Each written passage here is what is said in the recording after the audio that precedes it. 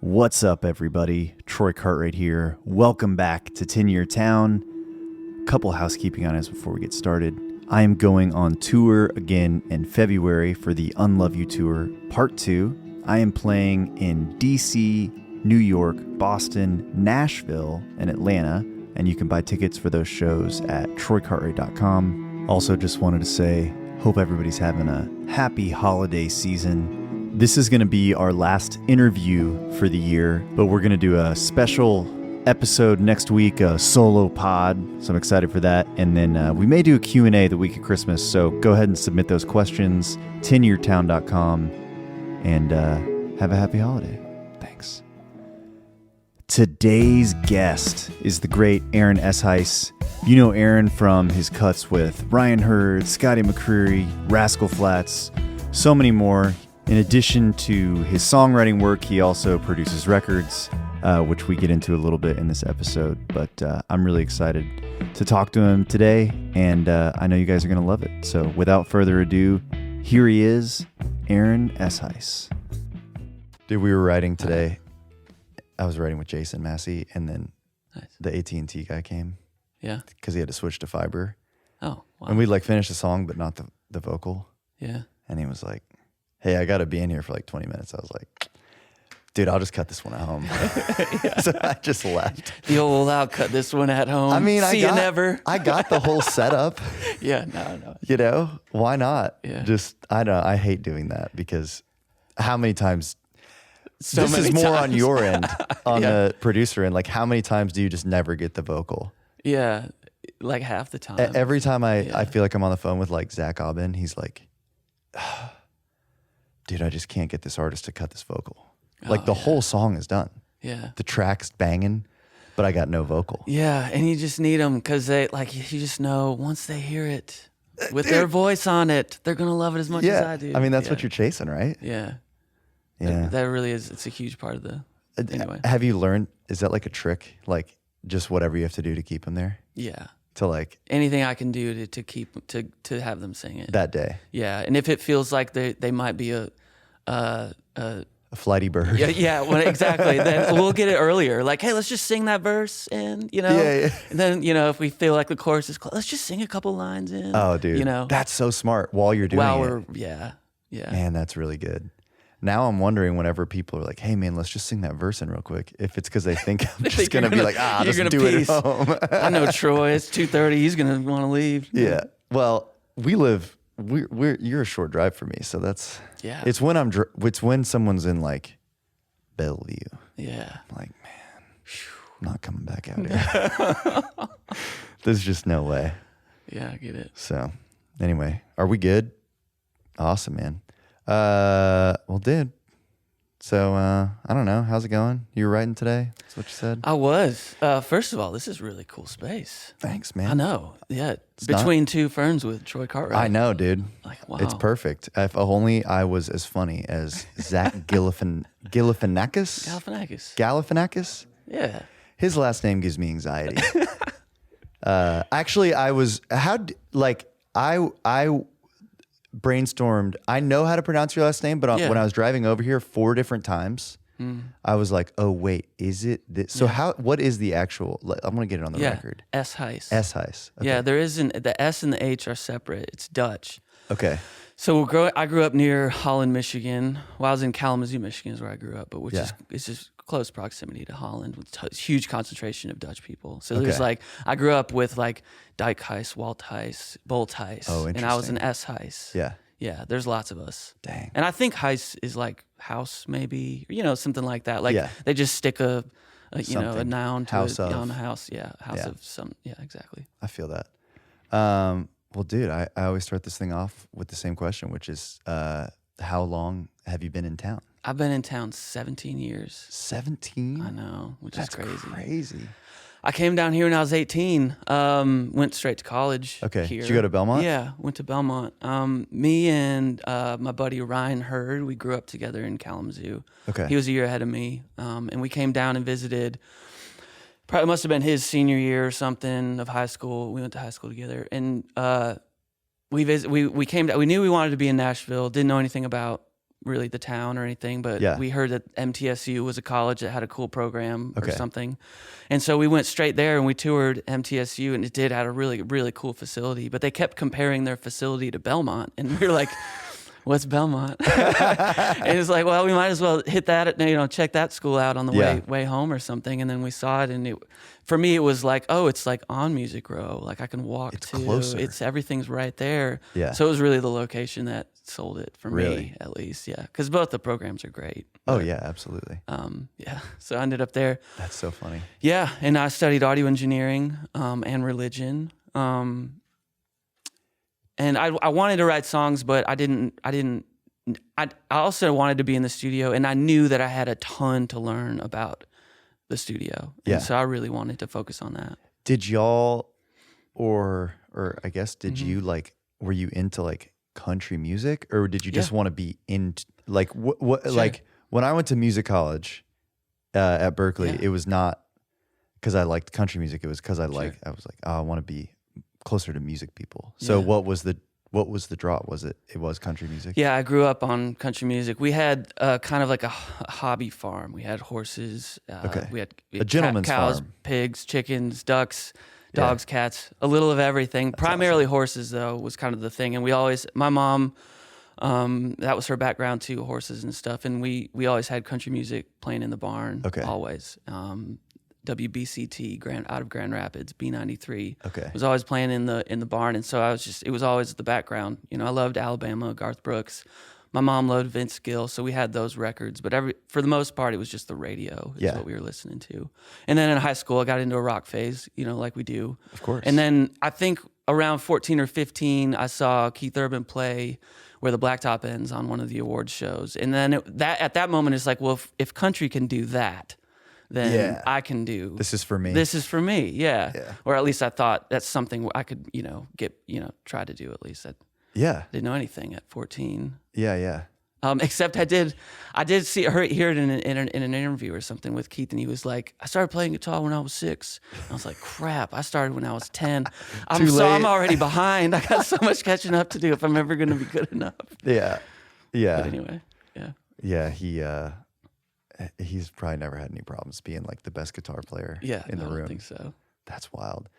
All right, so you come down here to Belmont, and then did you graduate? Like, I did, yeah. How did it work? I did. I stayed. I did the whole 4 years. And my parents helped me get the loans and stuff. We had a big family. I had a great childhood, but there wasn't a lot of extra money, and so I had to kind of pay for this myself. And so I really wanted to finish it, just to have that degree and feel like I had got something for the money. But really, the takeaway was all of the friends, all the people that I met there. The network, man. Yeah, and we, some of the people I met really, really early on, like Joey Hyde and Steve Mokler and Jeb Holmes, great guitar player, and we all moved into a house together, and we had a basement with like kind of a rehearsal space, drums and a PA setup and amps and stuff, and people would just come in and bring us a case of beer, and we would let them rehearse there. And we had everyone from, Florida Georgia Line, Russell Dickerson, Ben Rector, Dave Barnes, like all kinds of these people. And at the time, wild. None of us had really anything going on. Me and Joey would fill in on guitar for Florida Georgia Line, but they were playing really smaller shows, and we couldn't go out with them because they weren't paying enough, but we would play when, if it worked out in town. Yeah. But that was the crew. Yeah. And they were all kind of mostly Belmont guys, I guess. Dude, the Joey Hyde being in your band early on, pipeline to superstardom is apparently. Yeah. It's almost a rite of passage. Yeah. At some point, Joey Hyde played in your band. I think the first time I saw Hardy play, Joey Hyde was in the band. Yeah. So I don't know, dude. Yep, him. Joe Clemens is another one of those guys, guitar player, now writer, but also kind of made the rounds. That's so funny. Yep. So y'all had this house. Was that right after college or in college? In college, yeah, towards the end of college. That's awesome. Yeah. So we were 20, 21, and I wasn't really plugged in with the writing and all that scene quite yet. I was playing guitar for other people, and I played on Broadway for this in this cover band. Joey Hyde was also in that band. Okay. And we played at the stage every Wednesday and Thursday. The singer's name was Johnny T. And we were in his band, and we'd play the Wednesday, Thursday at the stage, and then we'd hit the road and play a tin roof somewhere in the Southeast, or we'd go down to Texas, Austin, or up to Cincinnati or wherever. Yeah. And we did that for a couple of years, playing the cover stuff. Okay. Mm-hmm.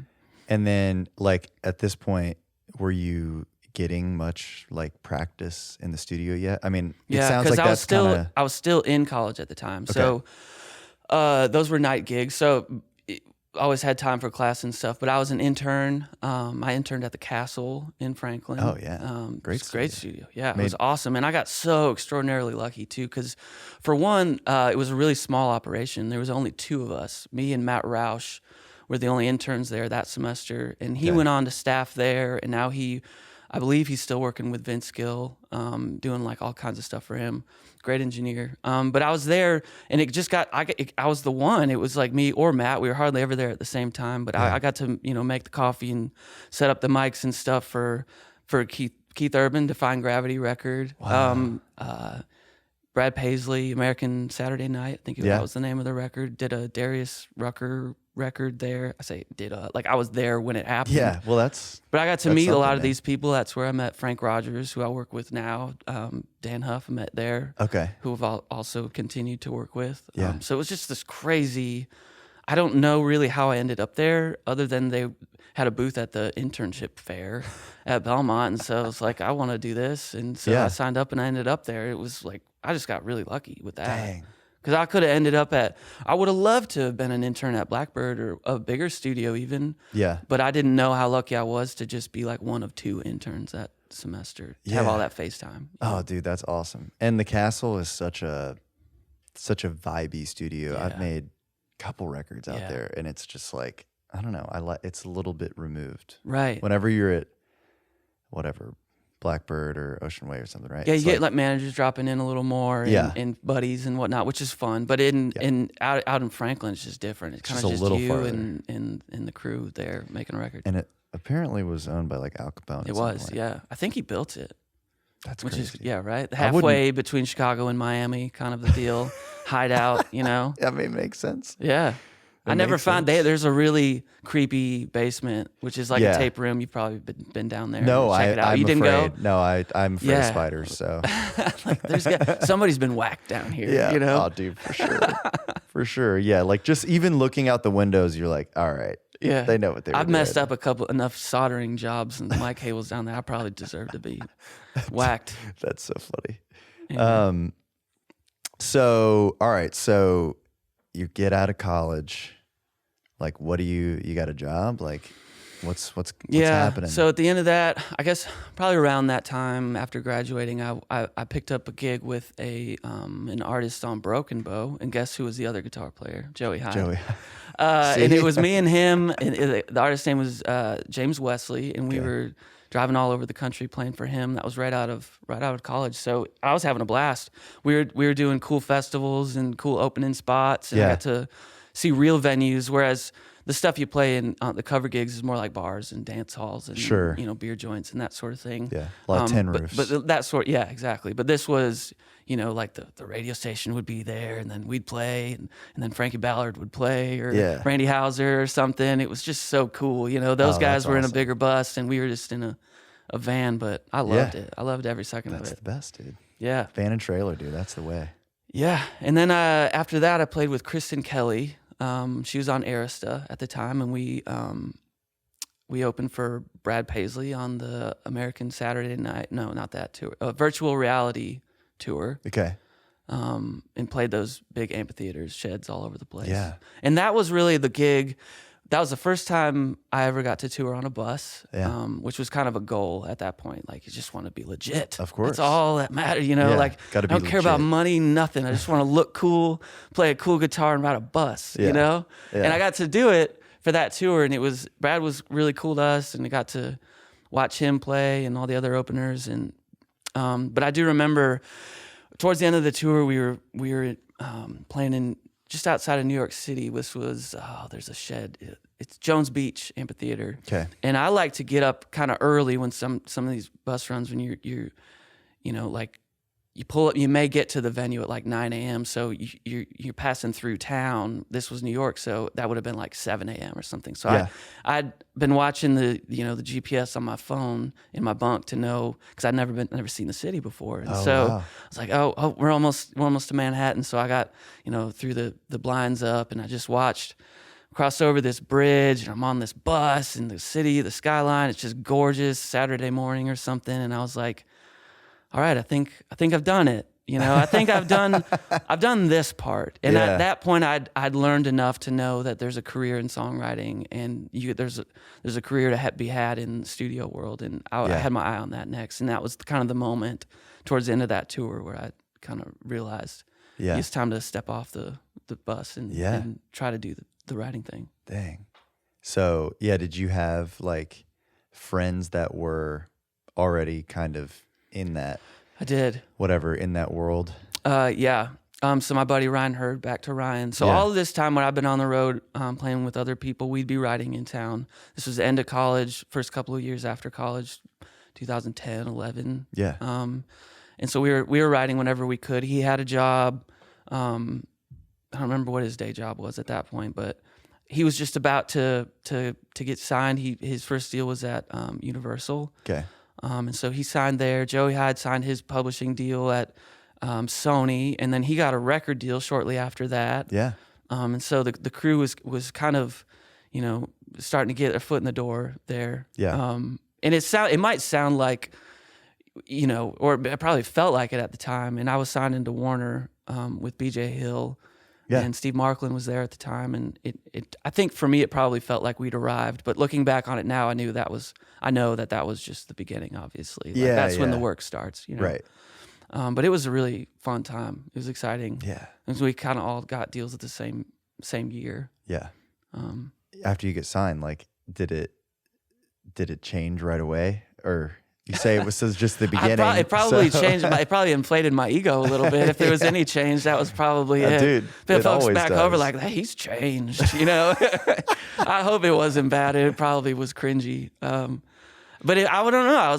I was on top of the world. It felt like, and man.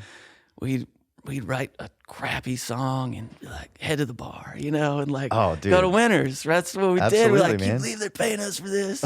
And like that sort of thing. And we'd go, me and Ryan and, Joey and Chase McGill. Yep.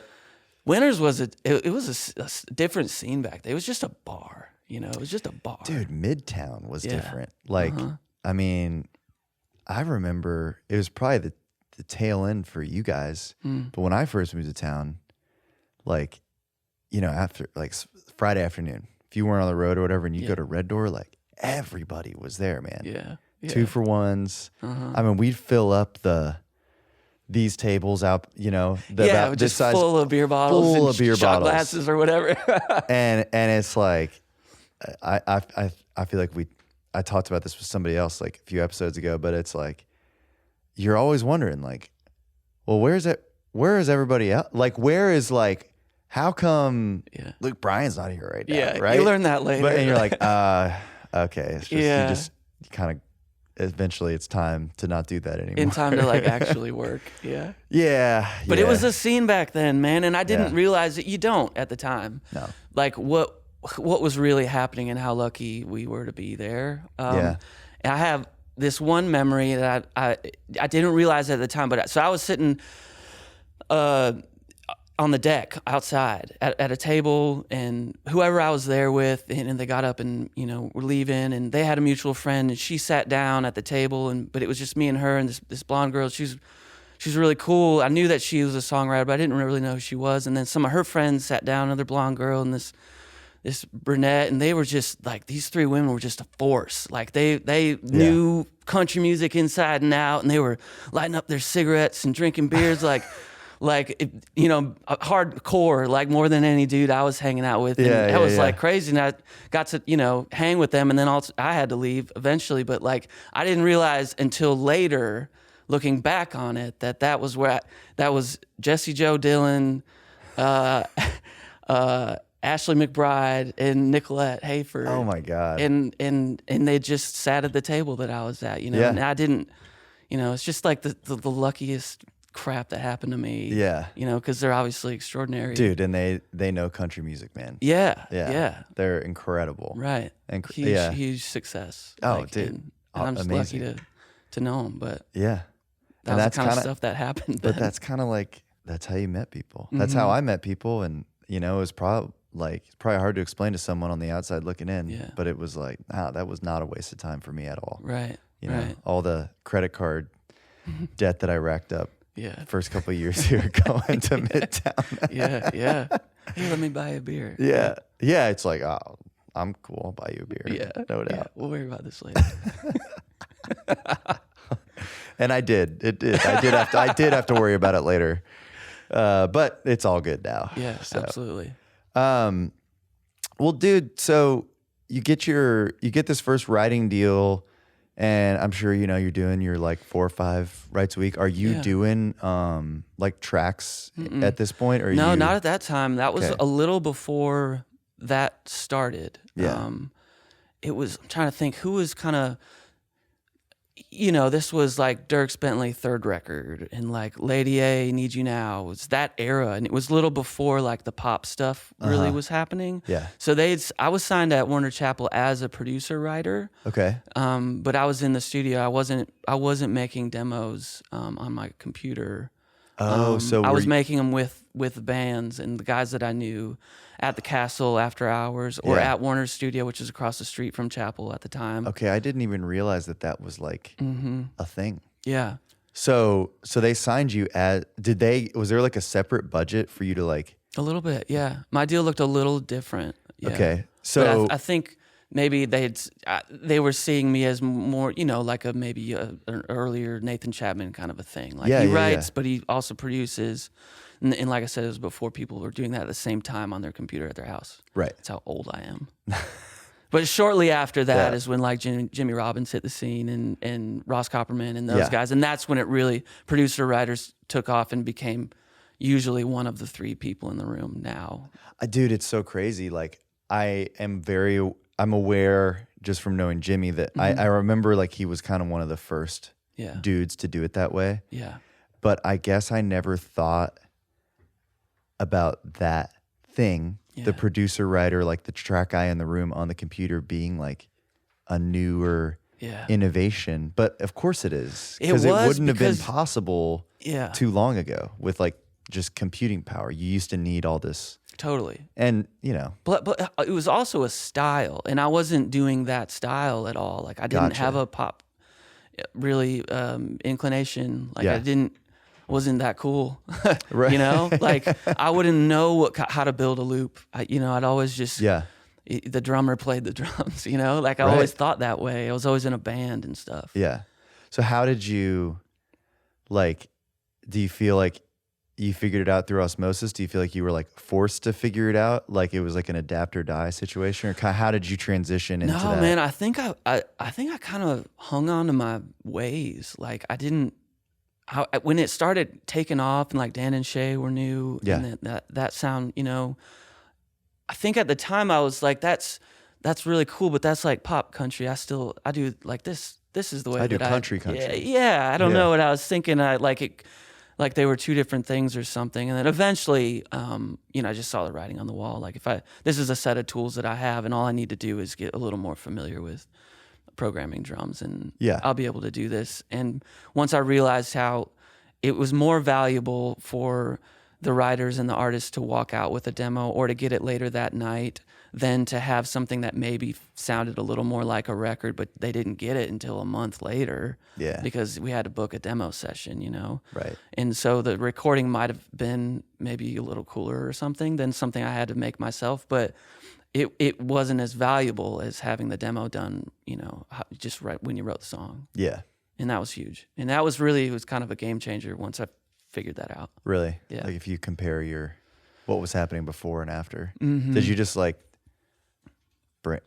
did you just do it one day? I was scared of it, really. You know? Like I was really scared. I kind of tiptoed into it because I felt a little behind at that point. Like some of these writers, you know, I've been writing with them for a while, but they're also in the room with like Jimmy and Ross and all these super talented, you know, purely like in the box guys, and they're fast, and you know, and their demos sound awesome, and I was just nervous, like I didn't feel like I'd be able to, you know, stack up or whatever. Yeah. And so I tiptoed into it. I started doing that a little more with the people that I trusted, and like, but it really didn't take too long. I think after a few months of trying. Well, and you always had the skill. You already had the skill set. I knew what to do with the tracks once I had them, Yeah. for sure. And you knew how to cut a vocal and all that stuff. And I think that is like something that's like scary a lot of times when things change. Yeah. It seems very daunting.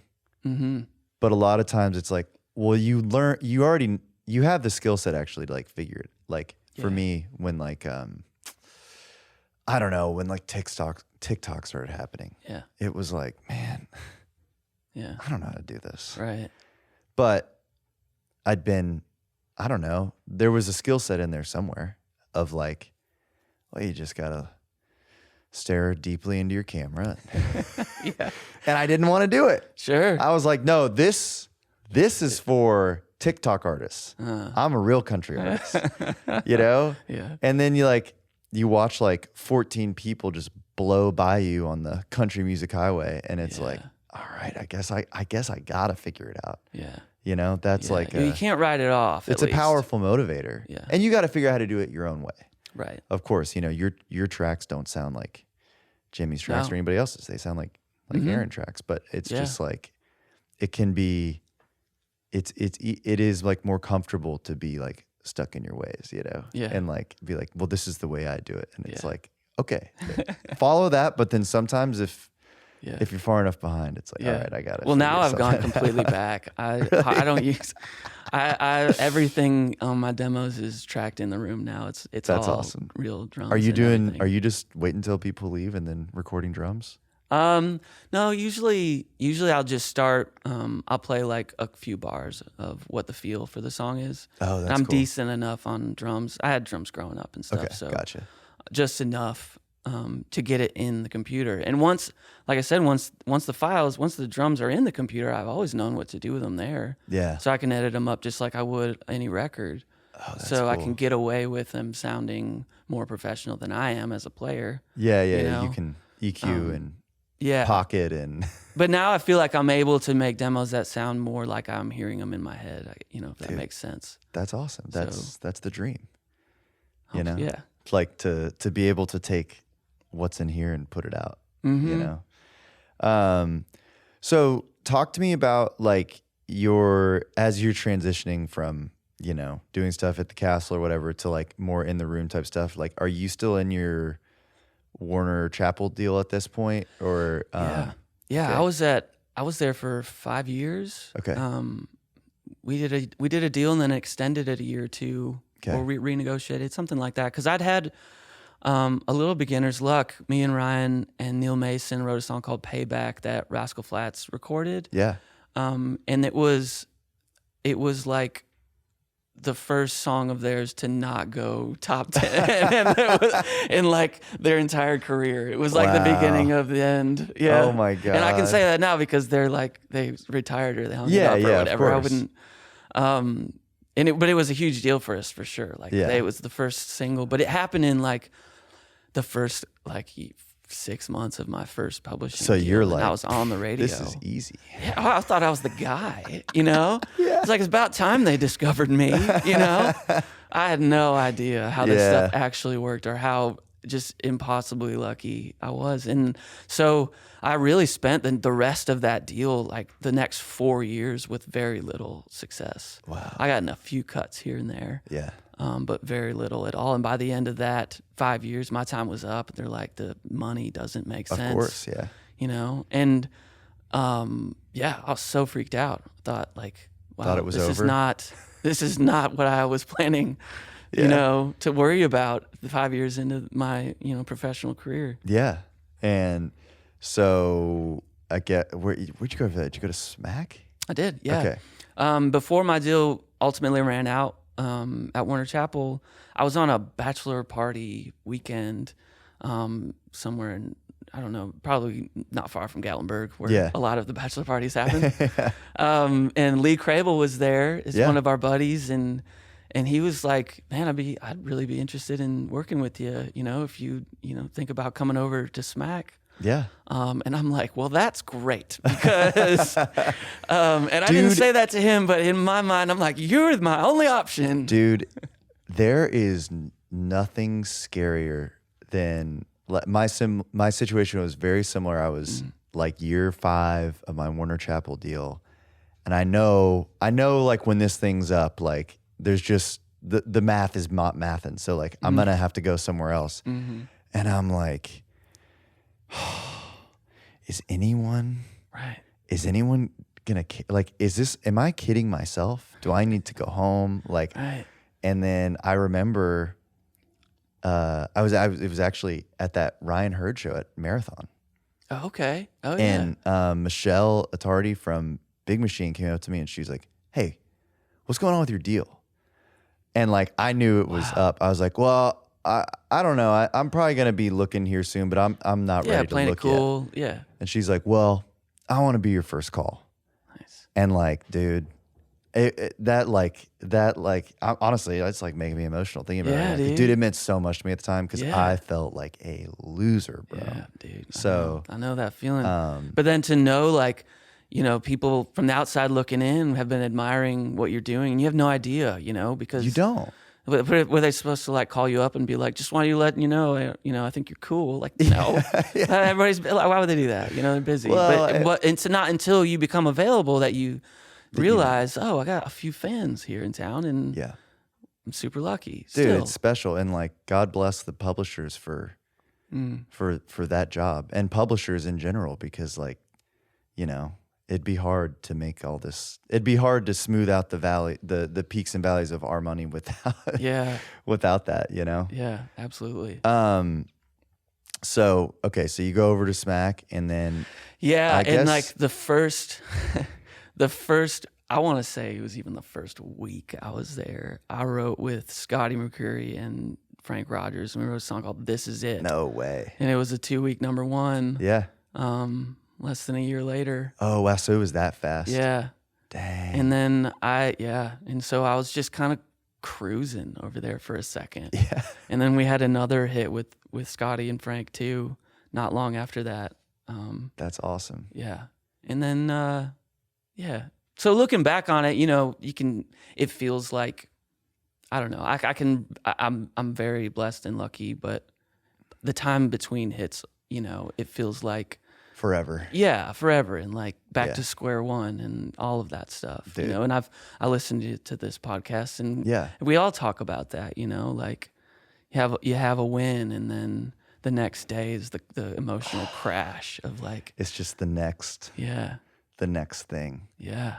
What did that, so from Payback, which by the way, I love that song. Thank you. I think it's a hit. Thank you. How long was it from Payback to This Is It? Like 5? Yeah, probably 5 years. 5 years? Like, yeah. So when you finally get one, like, what did it feel? It was amazing. It really was. Yeah. Because at that point, I'd seen my friends, and I've been to, see them win, and I've been to all their number one parties. Yeah, man.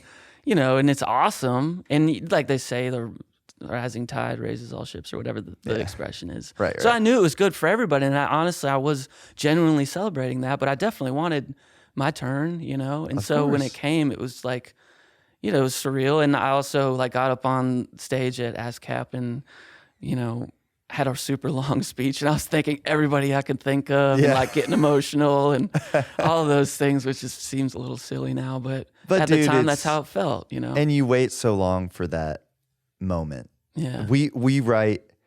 I've certainly written my first number one award party speech, 45 times in my head already. Yeah. So when I finally get the opportunity to do it, like, I'm sure I'll talk for 2 business days. Right.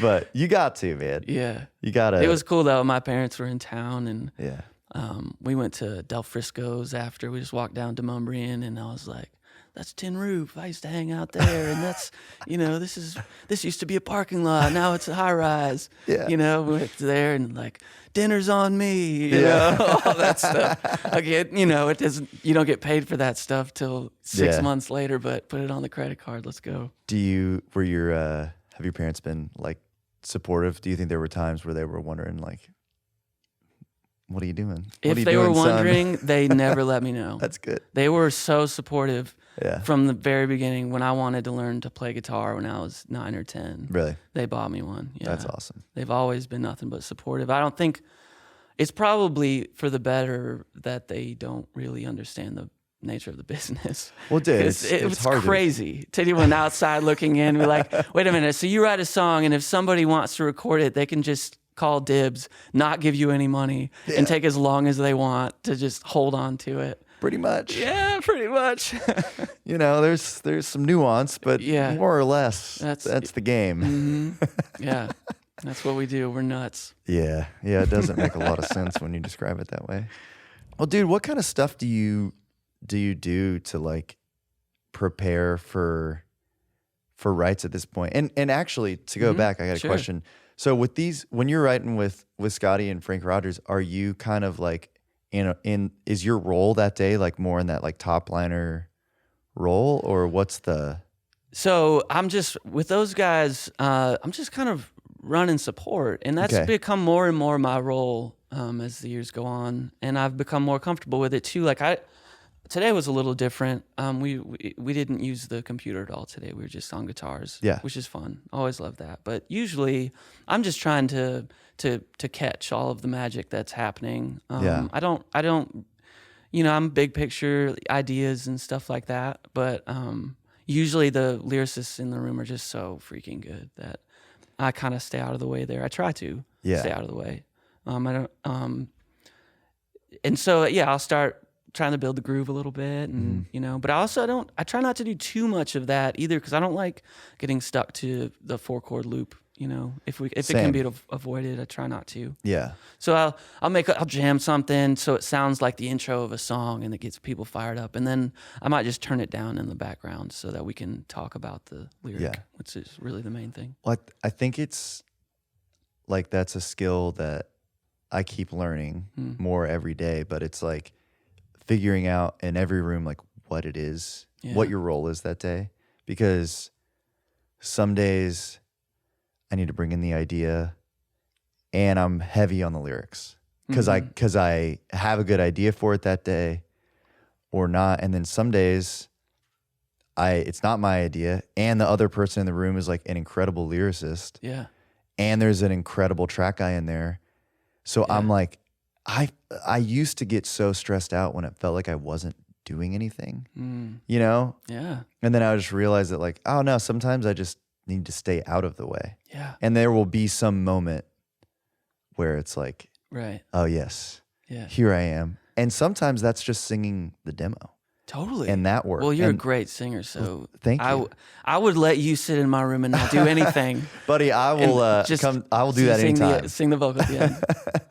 But it's hard. I you know, I've been working with a lot of like young artists or new artists, and some of them I know quite well, and I can tell like they're getting frustrated. It's like, oh well, no one's using, you know, they're not using my idea today, or I'm not contributing anything, and it's like, dude, that's okay. Like, sure. You know, like, and for somebody like that, I try to be to meet them where they're at too, and if they, you know, feel the need to contribute, and because I've been here forever and I've seen it done so many times, I may have this idea in the back of my mind, like that might not be the best way to write this, but I'm just gonna probably keep that to myself. Like, let's just write this song today, and let's be friends, and you know, make this as cool as we can. And I'm probably gonna be proven wrong by the end of it anyway. Yeah. So you know what? Just let's do this. Well, you dude, know? you just don't know sometimes. No. You have to like just let it. I mean, that's the magic of songwriting. Yeah. Every day is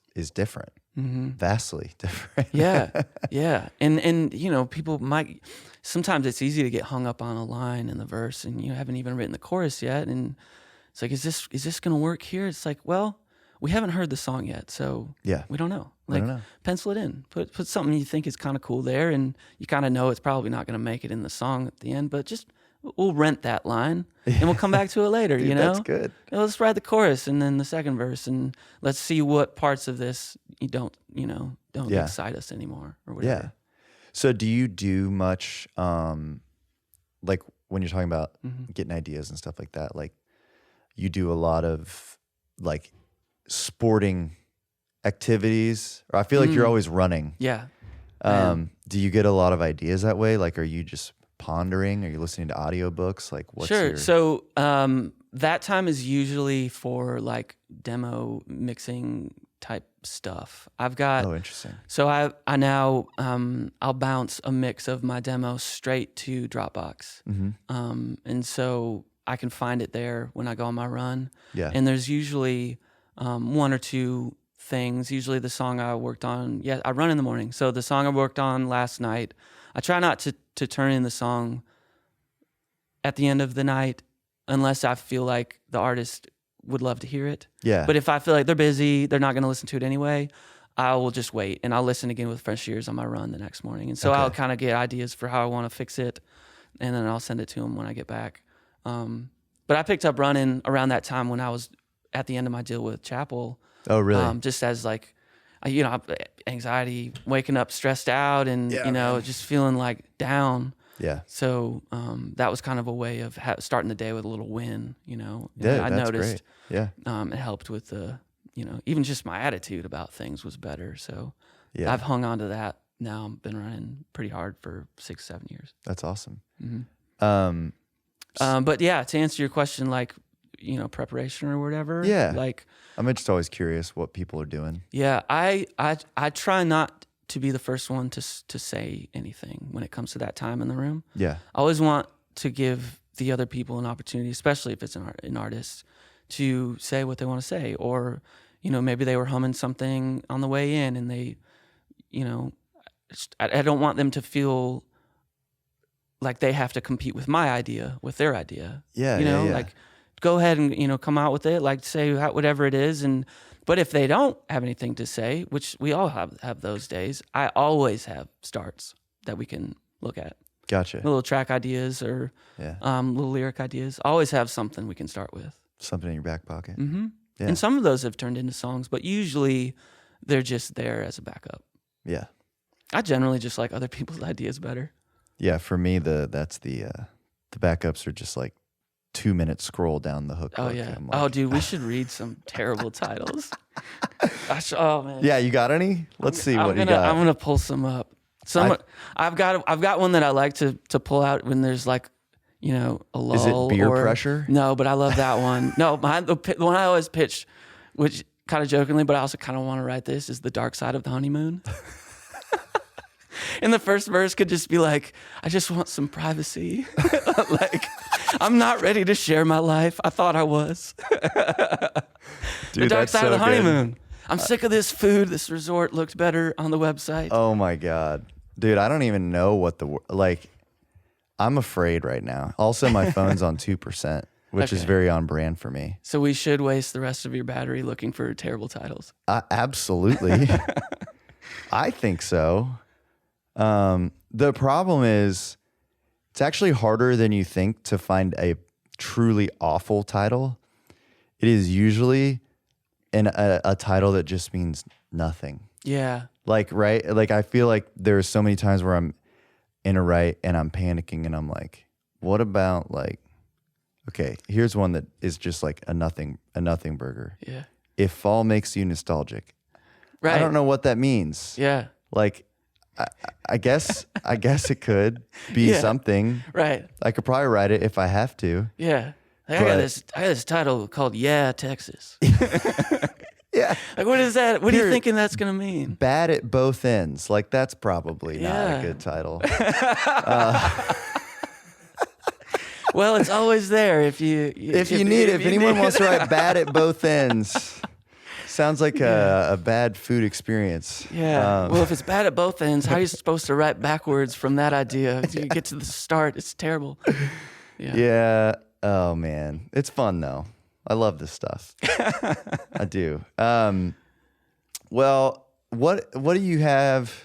And this is probably my last question for you, but like, if you could go back, like, to younger you, or if you were meeting somebody just moving to town, like, what kind of, you got any like words of advice, words of wisdom, something like that? Yeah. Chill out. Yeah. Take a breath. Yeah. Get better. take your time. Like I've been here, like I said, I'm coming up on 20 years. I just turned 36. Yeah. And it flew. And I'm still, I still chase it every day, and I love that. But, there's time. Be good to the people you're around, make friends, be good to them. Yeah. The people you're around will like sustain you. Yeah. When the times are in the lean times. Absolutely. They're the ones that I spent so many hours, so many nights just on back porches, just dealing with the emotional baggage of this stuff, all of the unknowns and like, what am I doing? Like, is this my ego? Like, why am I trying to do this? Do I just want to be like admired, or am I trying to like make art, And you work that stuff out on the back porch with your buddies, the people you're trying to do this with, and you need each other for that. Otherwise you feel crazy, and you might be, dating somebody or married to somebody that doesn't quite understand, or they're not a part of the business to the extent you are. And so it's hard, it might just sound like complaining to them, and you don't want to do that all the time. So it's important to have that support of your friends in town. Yeah, that are in it with you. Yeah. And dude, it is hard to explain to people. Mm-hmm. Like, of course I feel so lucky to do this. Yeah. All the time, but that doesn't mean like it's not like hard. Yeah. Well, because you're throwing yourself out there every day, like it's not just like, here's an idea for a treehouse. This is what my heart thinks today, like this is the best I got. Yeah. And that's a lot to put out there, because most of the time it gets rejected. Yeah. It's rejected in a nice way, but nonetheless.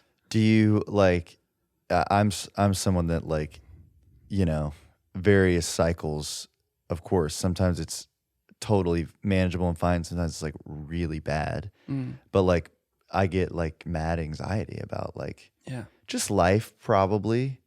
But like, is that for you? Is that like when you have those moments of like doubt or anxiety or whatever, like, do you lean into the craft more, or do you find yourself focusing more? It's like, okay, I need to like become more regimented with my like exercise or something. Yeah. Like, what helps, or does it all help?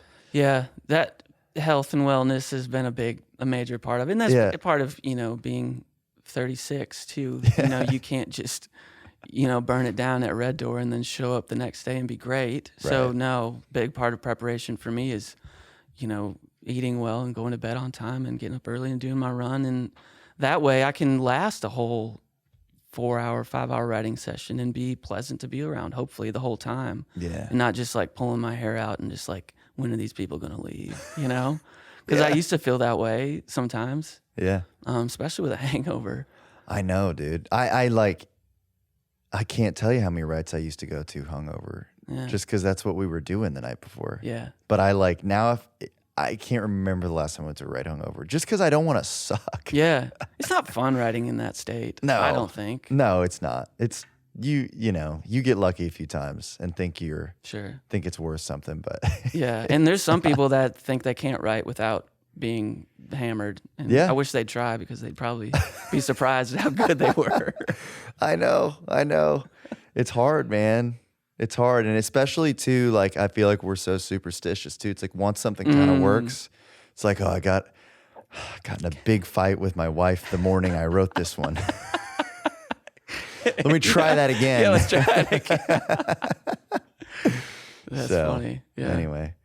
All right, man. Well, thank you so much for being here. Man, thanks for having me. I appreciate you. And just as an aside, dude, love what you do. Thank you. Love your writing. Love your production. Likewise. Dude, I feel like we didn't even get to the your like whole production stuff. Yeah. But another time. Let's do it. We'll have you back, and we'll do lots to talk about production pod. Let's do it. Okay. Sounds good. All right. That's it. That's the pod. See you later. Thanks everybody for listening. Keep rating, keep reviewing, keep subscribing. We love you. Talk to you soon. Bye.